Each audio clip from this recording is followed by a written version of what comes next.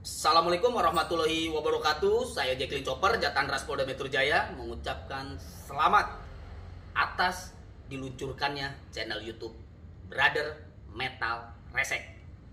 Semoga semakin sukses, tetap konsisten, semakin kreatif, dan terus memberikan edukasi kepada masyarakat tentang bahayanya penipuan dan perdukunan, khususnya di wilayah Jawa Timur. Jangan lupa ente like, subscribe, comment, and share channel YouTube Metal Resek. Salam NKRI 100% harga mati. Merdeka!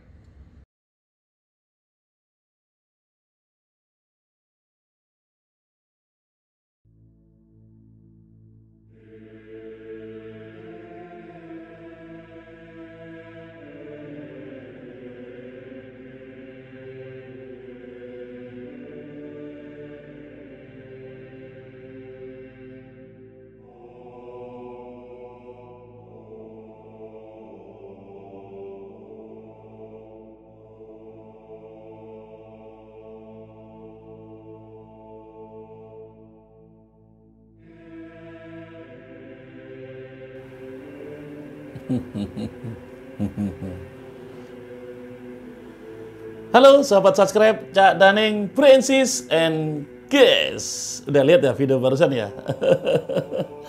Aneh-aneh ya. Ya, TikTok itu lucu ya. Untung ada TikTok ya. TikTok itu bisa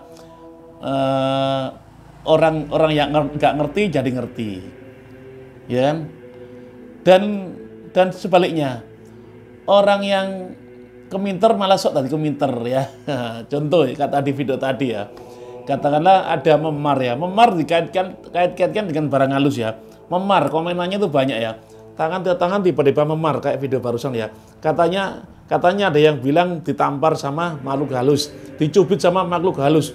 Dan yang komen lucu, banyak yang mengatakan, "Ya Allah, astagfirullahaladzim, la ilaha illallah." Nah itu loh. Itu lucu.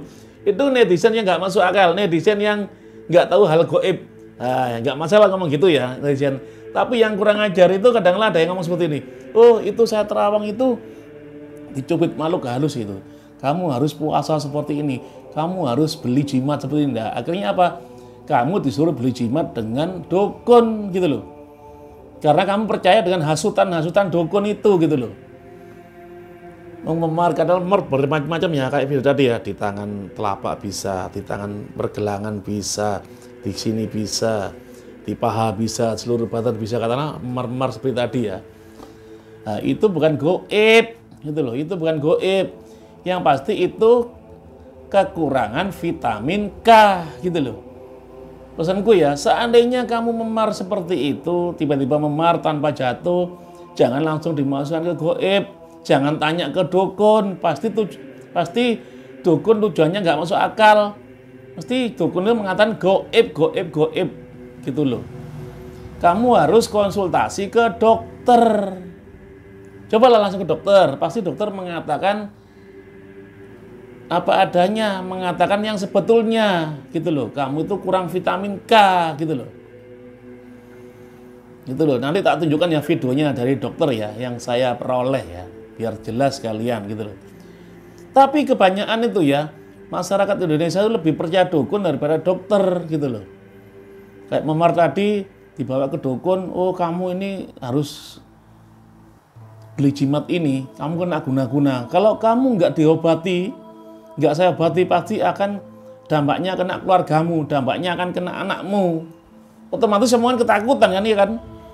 Akhirnya kamu beli jimatnya. Ataupun minyak gosok, digosok sama minyak itu. Minyaknya bayar 10 juta, 5 juta, ataupun 2 juta. Itu. Ya itu. Tapi banyak ya yang percaya dukun itu banyak. Dan kita udah menyarankan, saya udah menyarankan yang terbaik, jangan ke dukun. Ke dokter aja, biar diperiksa sama dokter. Karena dokter itu ada pemeriksaan yang sangat nyata. Di rongsen, itu penyakitnya dari apa? Gitu, ya kan? Pesan gitulah, jangan percaya dukun lah, mending ke dokter aja, ya. Kalau kamu ke dukun sudah omongannya nanti nggak masuk akal. Oh gini, yang gitu, yang kamu diguna-guna, yang kamu diguna-guna temanmu. Pokoknya sukanya mengadu domba. Udah ya, ini videonya tak jelaskan ya, biar kalian tahu ya. Penjelasannya seperti dokter ini ya. Ya, kalian kurang vitamin K. Ini lihat videonya. Pernah nggak sih tubuh kalian tiba-tiba muncul memar kayak gini? Padahal nggak habis jatuh atau terbentur. Mungkin aja ini disebabkan karena tubuh kalian kekurangan vitamin K. Apa sih vitamin K? Coba kita bahas ya. Jadi vitamin K ini adalah vitamin yang larut dalam lemak. Terbagi menjadi dua jenis ya, vitamin K1 dan vitamin K2. Vitamin K1 sering sekali kita temukan pada makan-makanan yang berdaun hijau, sayur-sayuran misalnya. Dan vitamin K2 kebanyakan kita temukan dari makanan olahan susu sapi, keju, daging-dagingan, dan juga telur. Apa yang terjadi kalau tubuh kita kekurangan vitamin K2? Ada beberapa masalah kesehatan ya. Yang pertama, gangguan pembekuan darah. Jadi vitamin K2 ini berperan dalam proses pembekuan darah ya. Jika kalian tubuhnya mengalami kekurangan vitamin K2, kalian akan lebih rentan mengalami perdarahan. Atau kalau berdarah jadi susah berhentinya, atau muncul memar kayak tadi. Padahal nggak habis terbentur atau habis jatuh, tiba-tiba memar aja. Menurut beberapa temuan klinis, vitamin K2 juga berperan dalam proses menjaga kesehatan pembuluh darah di jantung. Jadi kalau kalian misalnya tubuhnya kekurangan vitamin K2, semakin tinggi resikonya kalian mengalami masalah jantung koroner. Meskipun jantung koroner juga penyebabnya multifaktor ya. Dan vitamin K2 ini penting juga untuk kesehatan tulang, bersama vitamin dan mineral yang lainnya, membantu menjaga kepadatan tulang. Kalau tubuh kalian kekurangan vitamin K2, lebih rentan nih tulangnya mengalami pengeroposan. Gimana saya bisa mencukupi kebutuhan vitamin K2 saya, dok? Gampang, kalian bisa cukupi dari makan makanan seperti tadi. K2 banyak ditemukan di olahan susu sapi, keju, daging-dagingan, atau telur. Atau kalian juga bisa konsumsi suplemen Tomokenko K2D3. Jadi per kapsulnya ini mengandung 100 mikrogram vitamin K2 dan 400 IU vitamin D3. Cukup kalian konsumsi aja sekali sehari. Gimana? Kalau kalian sering mengalami memar tadi, coba cek ke dokter ya. Siapa tahu kalian kekurangan vitamin K2. Penting banget tuh ternyata vitamin K2 ini buat kesehatan ya. Ini buat kamu atau teman kamu yang sering ngalamin lebam di paha, betis, mana lagi ya, lengan gitu, atau bagian-bagian tubuh yang lain deh. Kalau kata orang tuh suka dicium atau dicubit setan. Kita bahas yuk. Kan biasanya warnanya tuh merah kebiru-biruan gitu ya. Biasanya disebabkan karena kayak benturan, kepentok, kesandung, terus kepukul, atau juga keseleo. Cuman kalau yang kayak gini kan rasanya tuh sakit ya. Nah, tapi kadang-kadang tuh rasanya nggak sakit. Di sini aku cuma bahas untuk kebanyakan orang ya. Jadi yang sering terjadi, bukan kondisi khusus yang bawaan dari lahir atau punya sindrom tertentu. Jadi ini biasanya disebabkan karena apa? Yang pertama, olahraga terlalu intens. Intens atau tidaknya buat seseorang kan sebenarnya levelnya tergantung dari fitness level kalian juga kan. Nah, tapi kadang aku kalau misalnya lagi juga naikin intensitas dari yang biasanya, itu juga aku ngalamin kayak lebam gitu.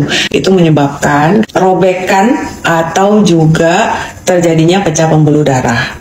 Nah, buat sebagian orang itu ngalamin ya itu tadi, lebam atau biru-biru memar ini. Alasan lain juga, ada beberapa orang yang pembuluh darahnya itu lebih rapuh, terutama buat perempuan ya, kalau dibandingkan dengan pria. Yang ketiga, itu bisa juga karena kurang nutrisi, terutama untuk vitamin C dan vitamin K. Vitamin K ini sendiri itu berperan penting dalam proses pembekuan darah. Jadi kalau dirasa dari makanan yang kalian konsumsi itu kayaknya nggak cukup vitamin C atau vitamin K-nya, ya kalian bisa pakai suplemen tambahan. Yang keempat, bisa juga terjadi pada orang-orang yang sedang mengkonsumsi obat pengencer darah seperti aspirin. Nah, ini biasanya disarankan oleh dokter buat penderita-penderita stroke atau penyakit jantung kayak gitu. Kalau kalian ngalamin kondisi lebam-lebam kayak gitu, ada baiknya kalian untuk beristirahat, terus kemudian juga kompres aja dengan air es atau juga es batu. Jangan lupa juga nutrisinya dijaga, atau juga bisa dibantu dengan